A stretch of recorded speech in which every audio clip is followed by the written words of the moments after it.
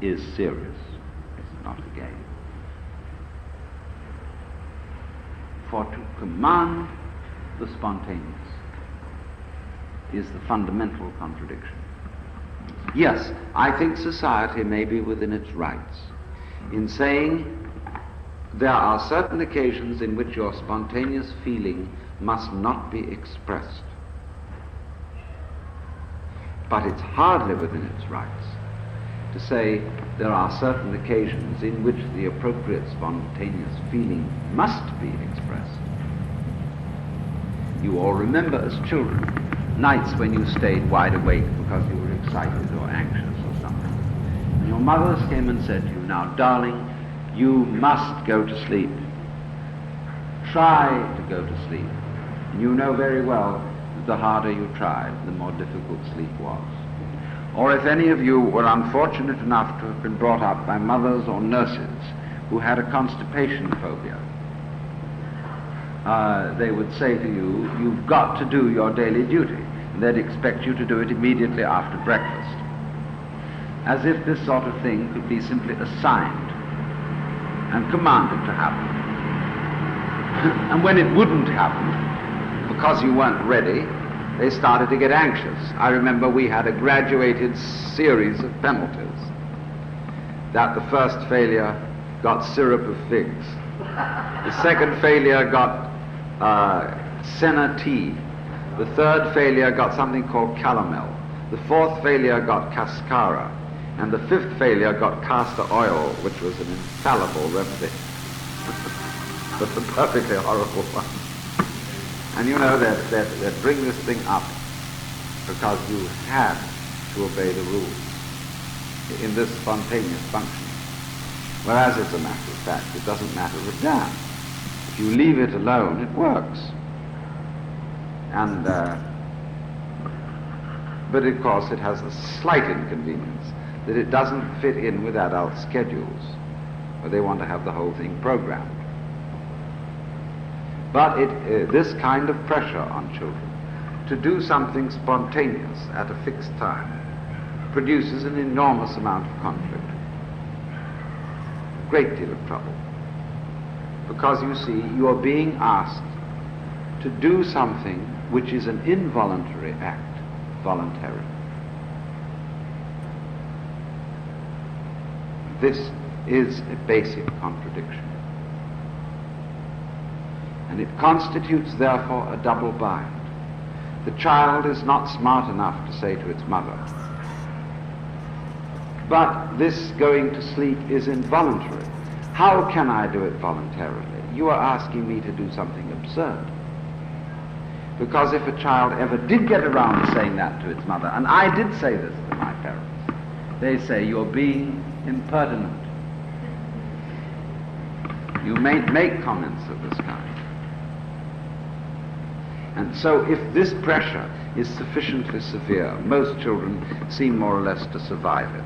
But if it's sufficiently severe, the child has no alternative but to retreat into an attitude where it is in effect saying, I am not responsible for what I'm doing. There is nobody home here. This is a psychotic break.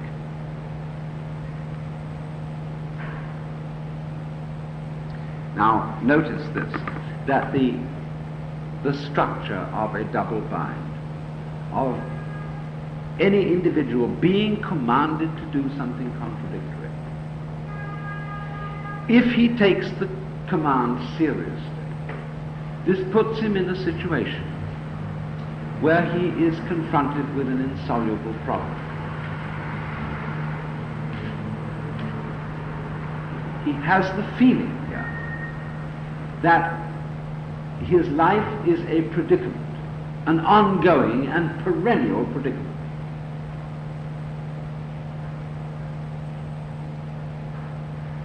Where he may work and where it may be good to work at finding the answer, but wherein the answer can never be found.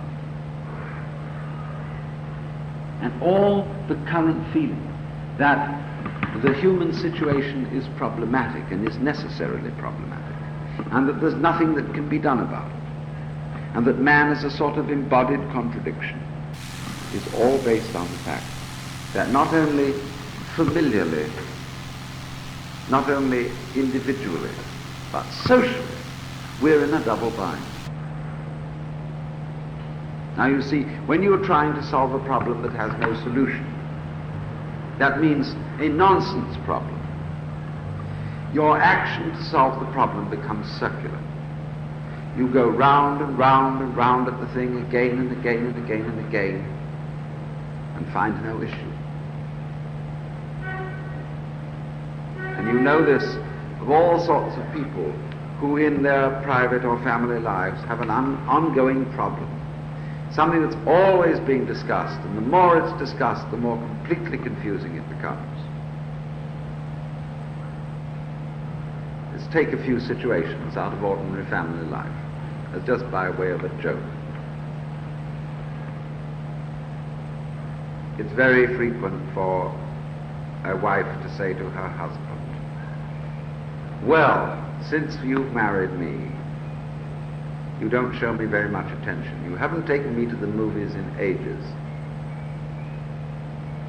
And he realizes, indeed, he has gotten rather slack, and he hasn't taken her to the movies. 2 nights later, he says to her, "Darling, let's go to the movies." And she says to him, "Why, you're only saying that because I complained."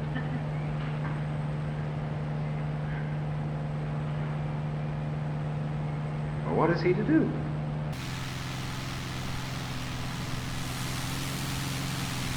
Well, he says,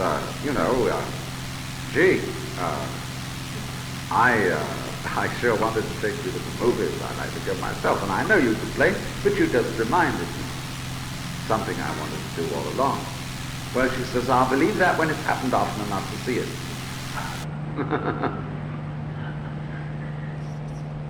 Or a real cute situation I heard of the other day, where a husband and wife agreed. She'd been shopping and he'd been at the office. They're going to meet downtown at a bar after he got out of the office and have a drink. So he'd had a very good day at the office. When they arrived at the bar, he was feeling wonderful. They sat down. He said, "What do you have?" Oh, she said, "Oh, anything." And the waiter came up and he said, "I'll have an old-fashioned and anything for the lady." And she said, "Why, that's just like you. Anything will do. Just anything will do."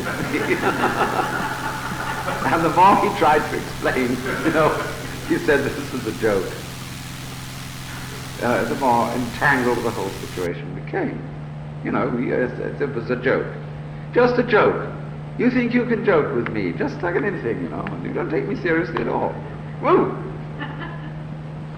Well, these are all daily examples of double binds. And they create simply insoluble problems. Now, if you see, here's the point. If we're working on a double bind, trying to solve it, you can't solve it. And therefore, your course of action becomes circular. You go round and round and round and round and round and round. And this circular pattern is what is meant in Buddhism by the term samsara,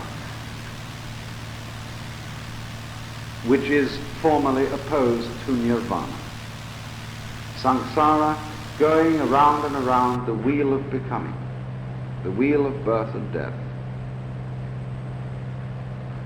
from which there's no escape, so long as you pursue it. And all ways of liberation, you see, are concerned with deliverance from samsara, from a pattern of life, in other words, which is a vicious circle. Now, let's next look at one double bind which society has succeeded imposing on every single one of us.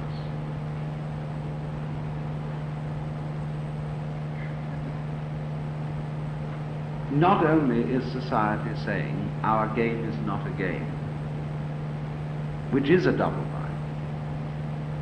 This game you are playing is serious. society is also saying to every one of us, you are a responsible source of action. You're an ego.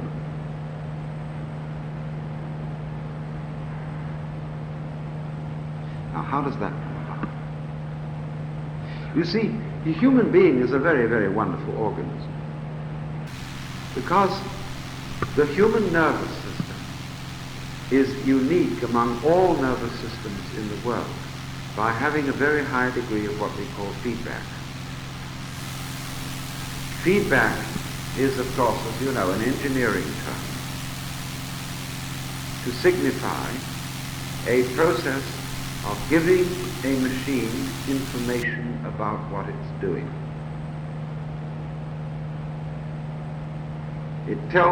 It is a second machine that tells the first machine about the results of its actions, so that it can correct them.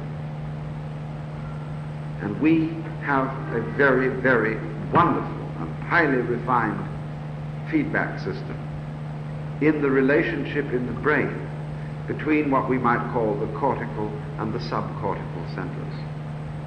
The subcortical centers in the brain consist of the thalamus and the hypothalamus. And they are the primitive brain, the brain that is in the middle of the skull.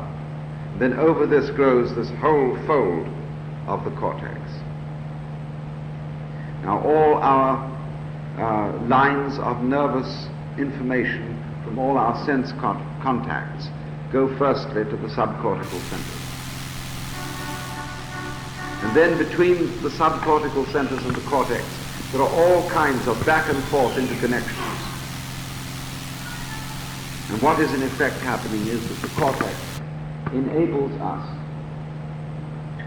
to have reports, recognizances, remembrances of all kinds of things that happen in the subcortical area. In this other fold, memories are stored, comparisons are made, and so you get a feedback situation between these two centers of the brain. This is simplifying things, but still, this is roughly what goes on.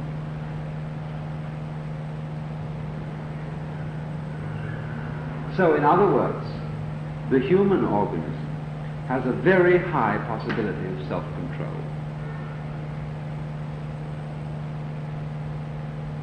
And it has this possibility before any high culture develops. Wherever there is a human organism, this possibility exists. Now, when we bring up our children and when we instruct them in the culture, we resort almost universally in every culture in the world to a stratagem which divides the child into two parts. One of which is the soul and the other is the body. One of which is the will and the other is the instinct. One of which is reason and the other is the passions and appetites.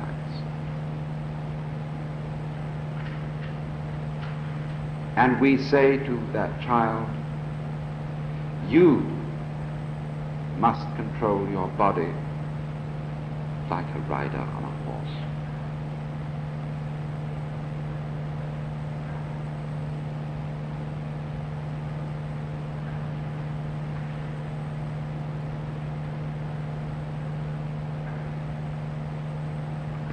And so, at the same time, it is not simply the parents of the child, but other children and the whole social context that is giving each child an impression of what he is as the rider of the horse. Well, you do this way, but you don't do it enough that way. Well, you're all right insofar as this goes, but you're all wrong insofar as that goes. And so over the years, the child is told who he is. He comes to feel that he is all that he has been told he is by other people. This is what the great social psychologist George Herbert Mead calls the interior, or the generalized other. And that's ourselves. The generalized impression of what other people have said about us. In this manner, we become self-conscious. You see, it's very easy to see. There was an old theory of the formation of society called the theory of the social contract. The theory of the social contract. And that idea, which, say, Rousseau followed, was that society was constituted by a number of independent individuals coming together and contracting to live in a group. Well, this is a completely discredited idea. Every one of us has a father and a mother. That makes 3 people, and that's society. We didn't ask to be put in this situation. We arrived there. And so it would follow that since animal society, insect society, cellular society is prior to the development of any sense of individuality, that the sense of individuality is a social product. We become aware of individuality by our intercourse with other people. Our relationship to other people reflects ourselves back to us. And so from them we get a conception of ourselves. So far so good, fine. We would have, supposing the cortex is a feedback to the subcortical centers. What is going to be feedback to the cortex about the cortex and what it does? Well, there is no way of doing it except through other people. You can't open up your own skull and look into your own brain and find out how it works, but somebody else can. And he can say to you, well, this is what's inside your head. And so you can say to him, well, that's probably what's inside your head too. And in this way, we get feedback about things that we can't individually understand. But at the same time,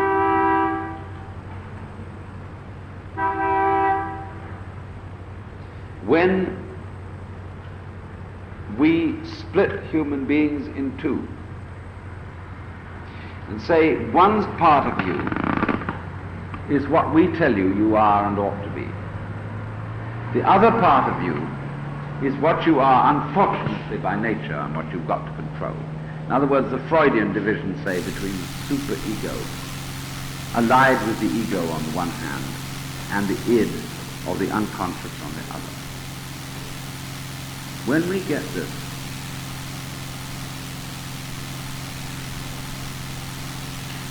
we teach the art of self-control to the child by splitting the child in 2. Now, I don't know, this may be necessary. But if it's necessary, it's something like Santa Claus. Something you tell children for a tactical and strategical purpose.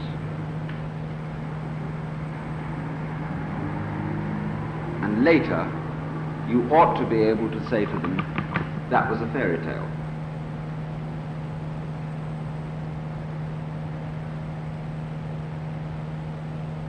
And we told it to you because you were a baby. In all sorts of cultures, children are disciplined by imaginary fears and threats. The goblins will get you if you don't watch out. This has been done for ages.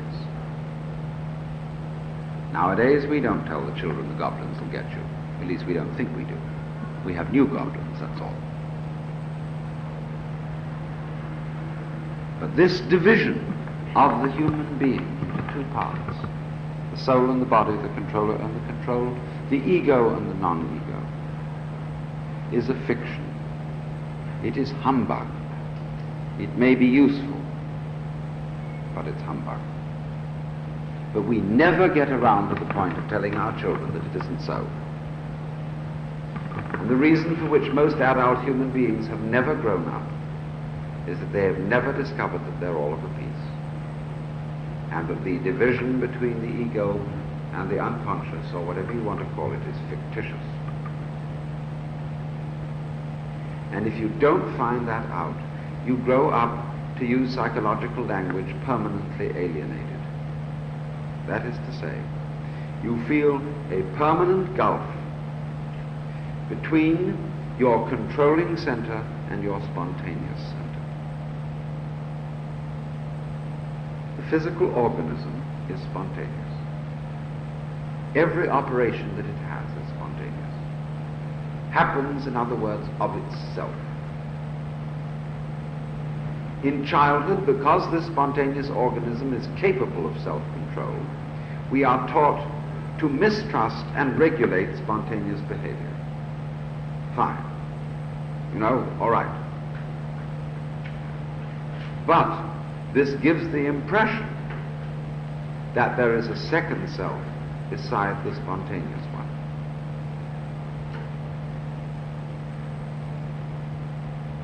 And the more we identify ourselves with this non-spontaneous center, the more we find ourselves deprived of fundamental enjoyment.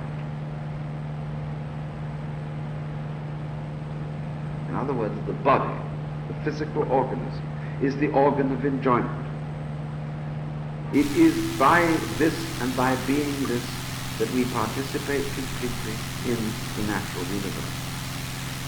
But if we habitually learn, if we chronically identify ourselves with something that is not the organism, but which is the controller of it, then we begin to discover that we fail to participate in our experiences, and that therefore every experience becomes mildly frustrating, not quite enough.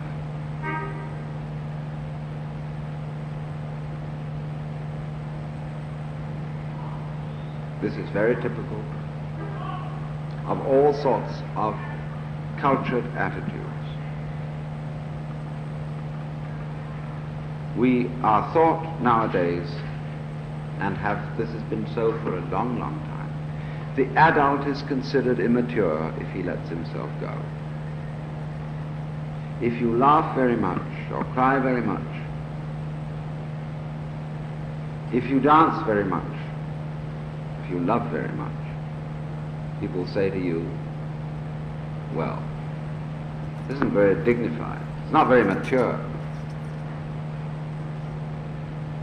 And we all learn to cultivate a fundamentally reserved attitude towards everything that we do. Adults in our culture are distinctly zombies.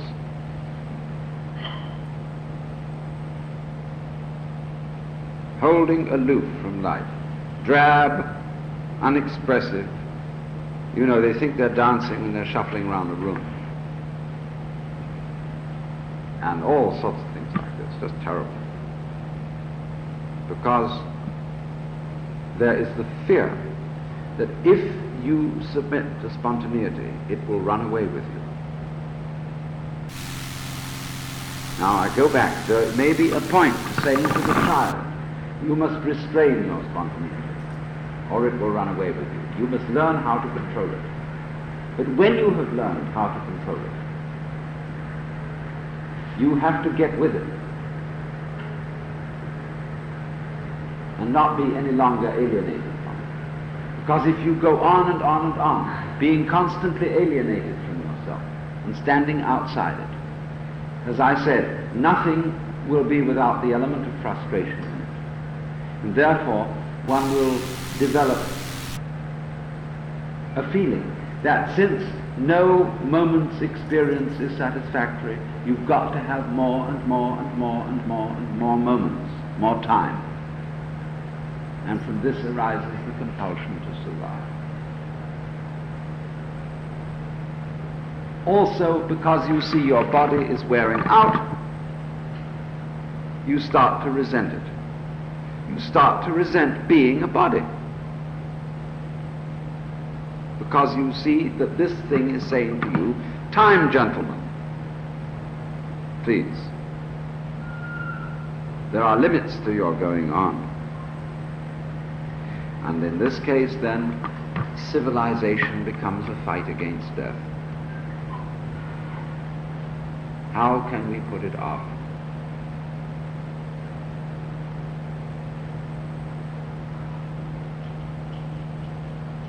And so, death becomes the great problem.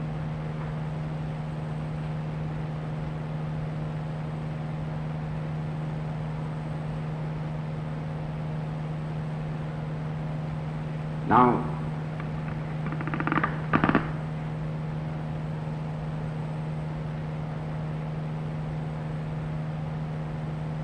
what a way of liberation does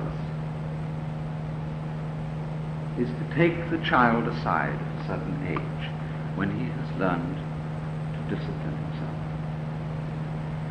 and say, listen, old boy, you know, all this business about your being the ego and there being the animal, the rider and the horse on the other hand, it's the bunk. It was a joke.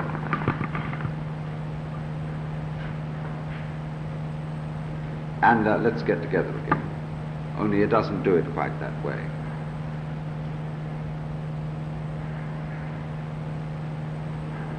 For you see, what happens is this. When society tells the individual, the child, you are responsible for what you do. What is this saying? It's saying we are playing this social game as if each one of us were a source of action. As if each one of us were a place from which activity originates. We start. And therefore, wherever an action starts, the place where it starts is the responsible place. You did this, so you can be praised or blamed accordingly. This is what is explicit in the rules. What is implicit in the rules, however?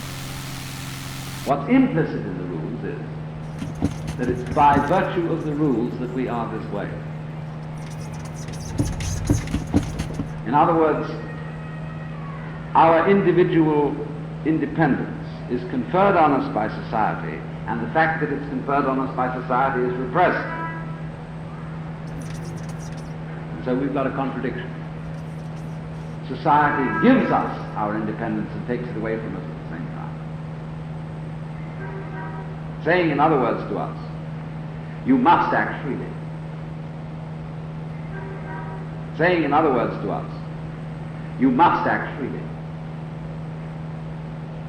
And this is the same contradiction as saying you must be spontaneous. You must love. You must go to the Johnny at 9 o'clock.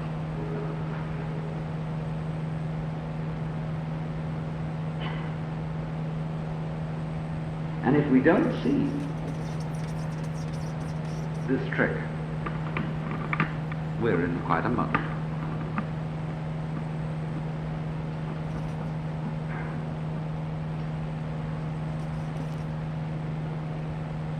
Now, you may even question, quite seriously, my whole thesis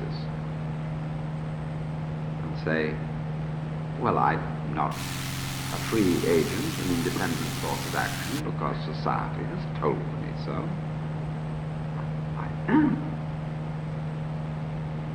And I'm sure I would have known it, whether I'd been told so or not.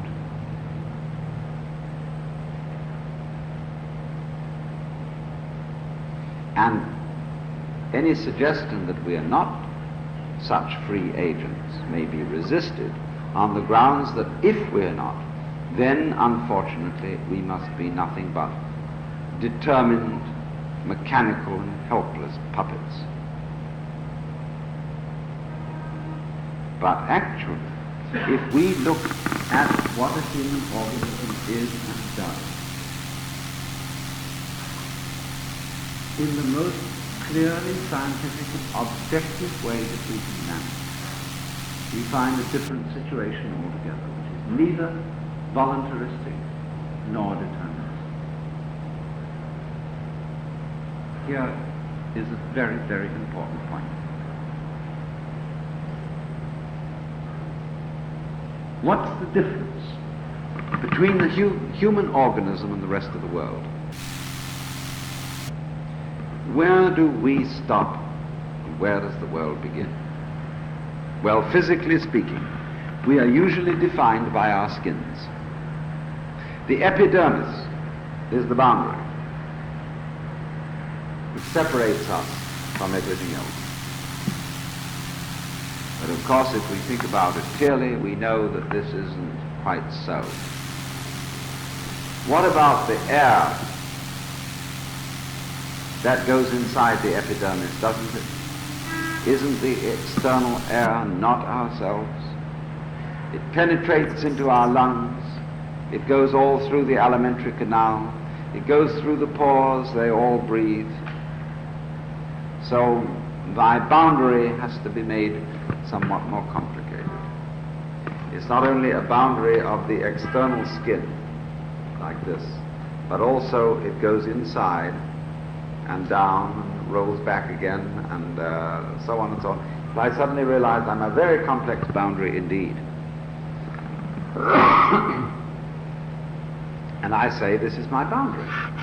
And what I do, my actions, my behavior, are defined in terms of the movements of this boundary. Now, wait a minute.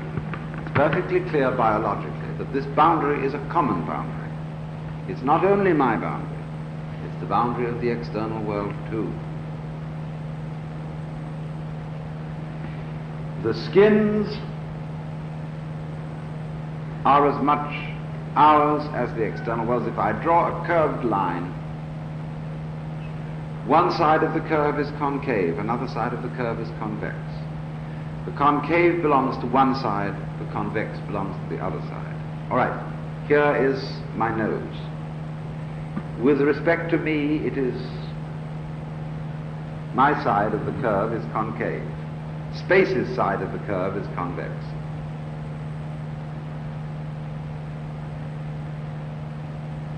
Now, the boundary moves. My nose goes this way, that way, another way, looking around. And my hands, they move, and so on. And we in our society are taught to believe that the movement comes from this side of the boundary. That's where it starts. But as a matter of fact, we know better. We know that we don't know which side it starts from.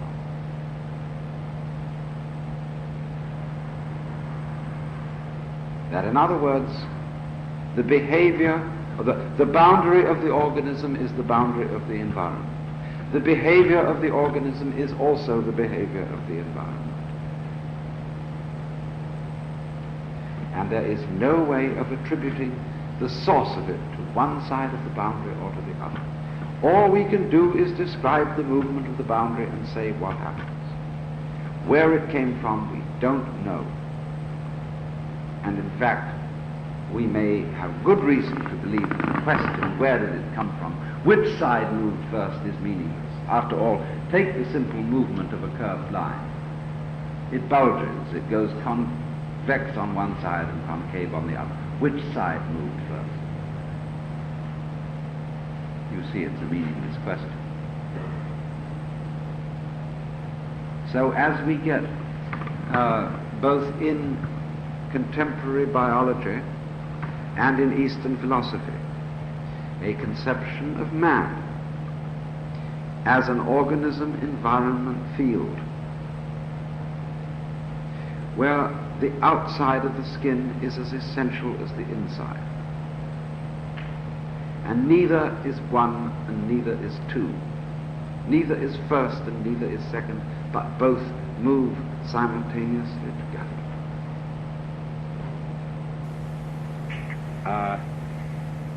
Ordinarily translated virtue. But virtue, as we understand it today, isn't at all appropriate. The nearest kind of, when we speak of the healing virtues of a plant, that's nearer to the meaning of this word, dirt. The Japanese pronounce it toku, the Cantonese duck, and the northern Mandarins approximately de. And in the section of the Lao Tzu where this is really introduced, the text says something like this: the superior virtue, not virtue, thus it has virtue. Inferior virtue can't let go of virtue, thus not virtue. And we more or less paraphrase that by translating: superior virtue is not conscious of itself as virtue, and therefore it is virtue. But inferior virtue is so hooked up with being virtuous, or hooked on being virtuous, that it's not virtue. Now then, therefore, this word is a connection of virtue and magic. It means the excellence of things, in the sense that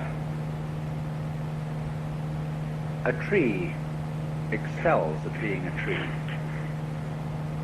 and nobody really knows how it does it. There is no way of imitating a tree, except the only thing is to be one. And so in the same way, when a human being shows extraordinary skill at something, it seems that it comes natural to him. It seems that he doesn't achieve it by any kind of artificiality. If there is some discipline in it, it's concealed. So, excelling in something naturally, and yet it's something that is so difficult to understand that it seems that it has been done by magic, is the meaning of this word. So what da is the state of affairs, a way of talking about particularly a human being who has learned to live in harmony with the Tao. Now, of course, everything is fundamentally in harmony with the Tao. In the book called the Zhongyong, or the Unwobbling Pivot, it is said, the Tao is that from which nothing can depart. That from which things can depart is not the Tao. Fundamentally, you see, you can't get away from it. It's like a situation in which we are all floating in a tremendous river. And the river carries you along, anyhow. Now, some of the people in the river are swimming against it, but they're still being carried along. Others have learned that the art of the thing is to swim with it. And they're carried along too. But they know it, you see. They know they're carried along, whereas the people who are swimming against it think they're going in the opposite direction. But they're not really. So that was a sort of discussion we were having this morning, when I find invariably, whenever I talk about these things, Americans raise moral issues because we are a people incredibly bamboozled by preachers.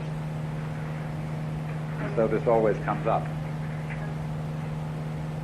Bamboozled. Preachers. Yes. And have chronic guilty consciences. So those questions are always raised. But this, you see, explains part of this situation, that you have to flow with the river. There is no other way, but that you can swim against it and pretend not to be flowing with it, but you still are.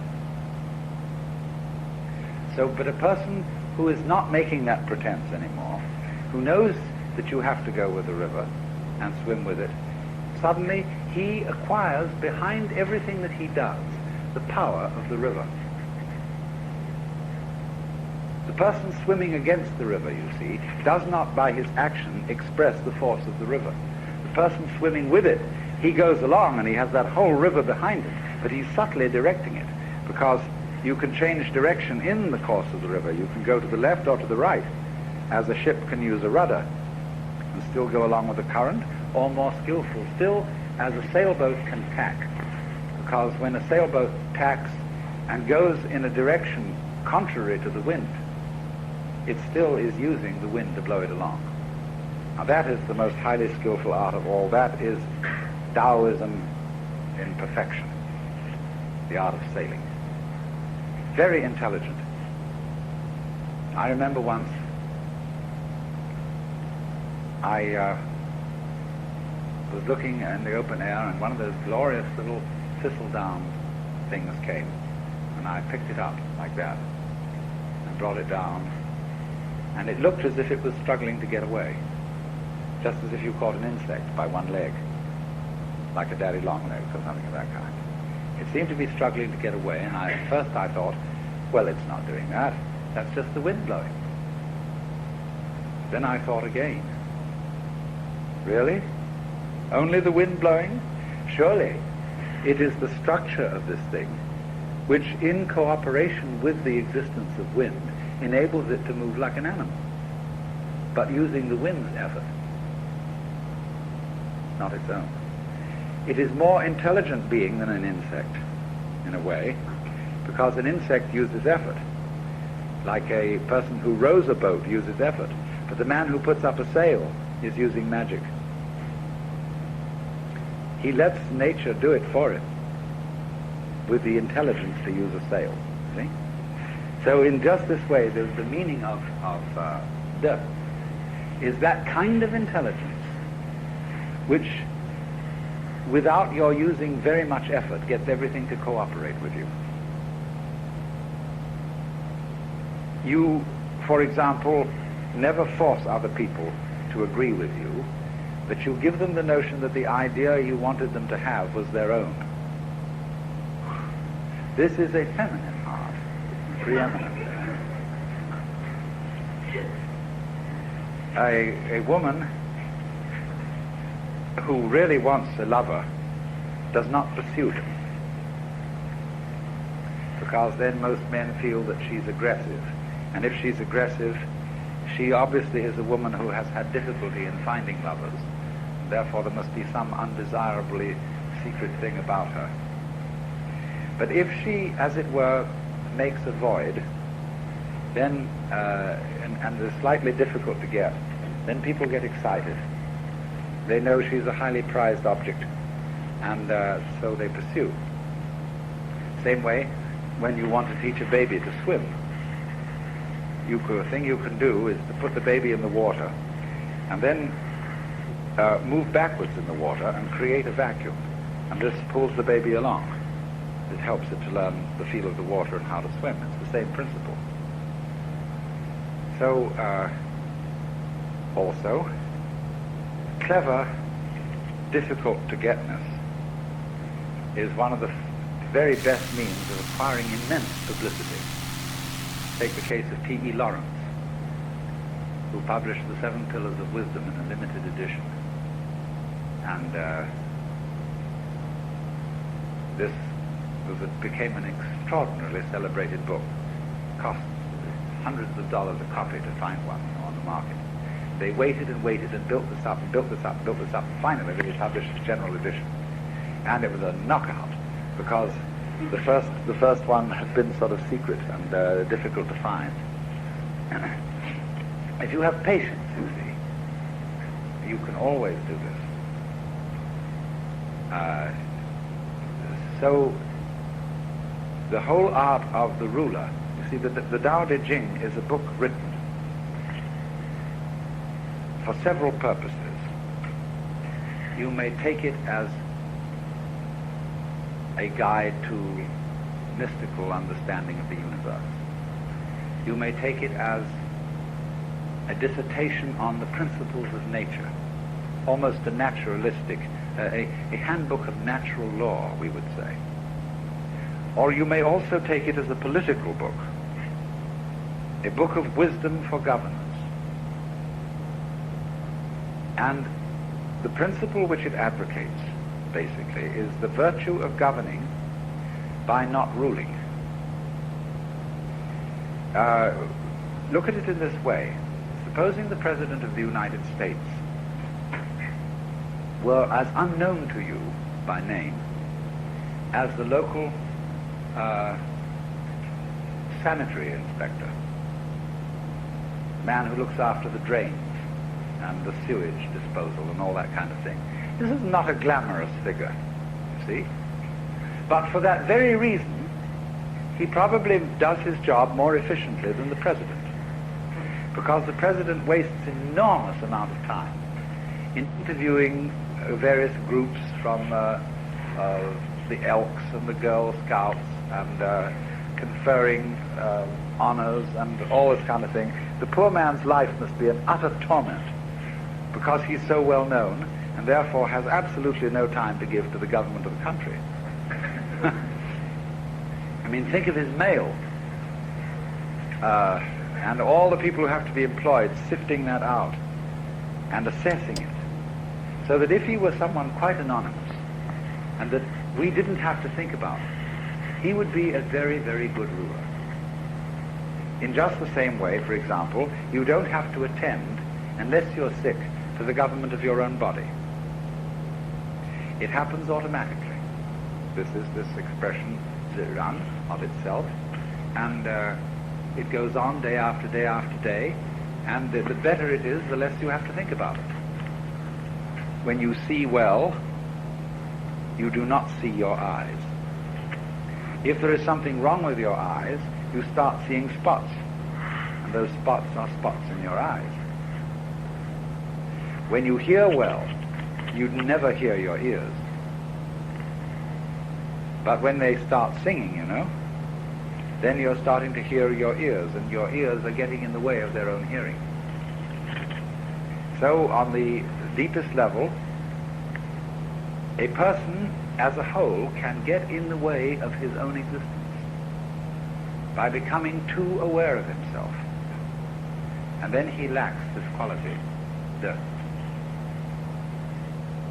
Now,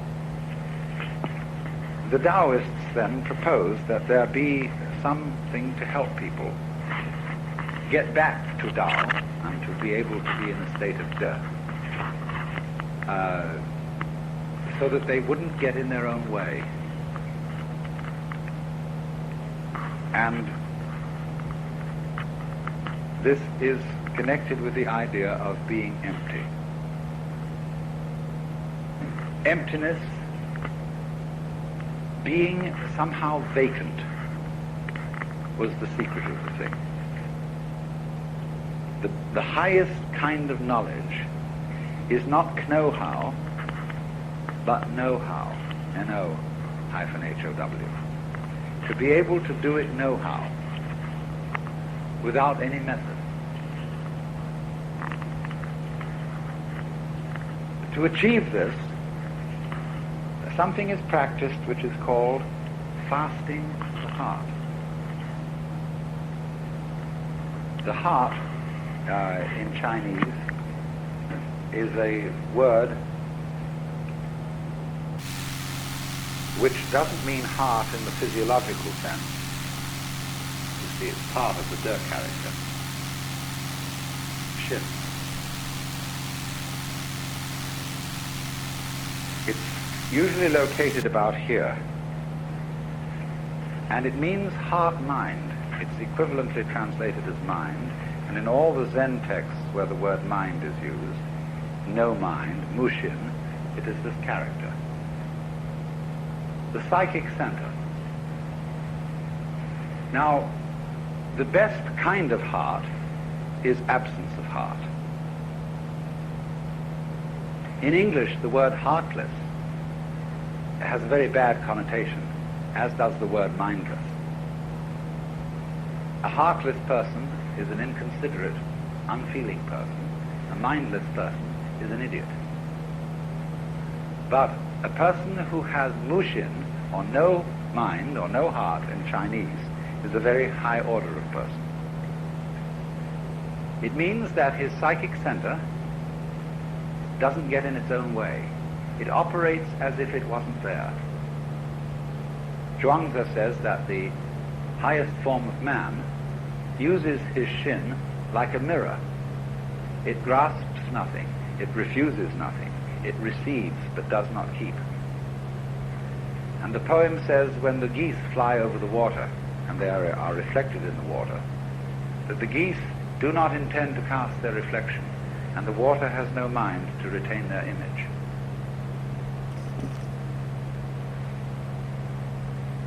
So, the whole thing is, you see, to operate in the world as if you were absent. Now, this is built into us physiologically, fundamentally. Let me ask you simply, what is the color of your head from the standpoint of your eyes?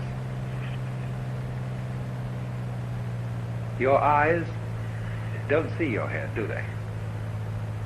You look all around, and you see everything else, but your head you don't see. Do you feel that your head is black? No. Hasn't any color at all. Outside you see your field of vision is an oval, two eyes, and this creates a sort of two centers of an ellipse. So there's this whole field of vision. Now experiment. What is beyond the field of vision? What color is it where you can't see? It isn't black. This is an important point. It's no color at all beyond there. And in this way you can get an idea of what is meant by that character that I discussed this morning, Xuan, which although it formally has the meaning of darkness, this one, although it formally has the meaning of darkness and the deep and the obscure, it actually refers to this kind of no color, which is the color of your head, so far as your eyes are concerned. Now, so in this sense, the invisibility of one's head, almost the not having of any head at all, is the secret of being alive. To be headless, you might say, to have no head, in just the sense I'm talking about, is our way of talking about the Chinese expression, mushin, no mind. Now, as a matter of fact, if you want to see the inside of your head, all you have to do is keep your eyes open. Because everything that you're experiencing in the external visual field is a state of your brain. All these colors and shapes are the way in which the brain nerves translate